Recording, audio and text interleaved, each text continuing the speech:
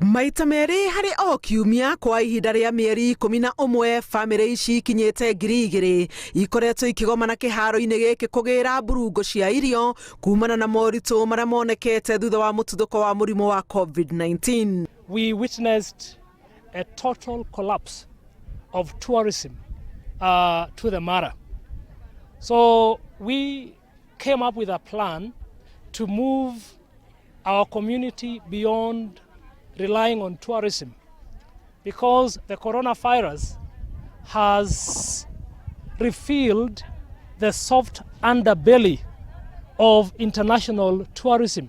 Matũra marĩa mũingĩ ũyũ umĩte mahutirwo na njĩra nene nĩ mũrimũ wa COVID-19 amu aingĩ ao mehokaga biacara iria ihutanĩtie na ũgendi, indo iria mathondekaga cia kwenderia ageni na gũthũngũthĩra ageni aya oro hamwe na kũmonia ũndũire wao. Vile wasungu wamekosekana, tumeteseka.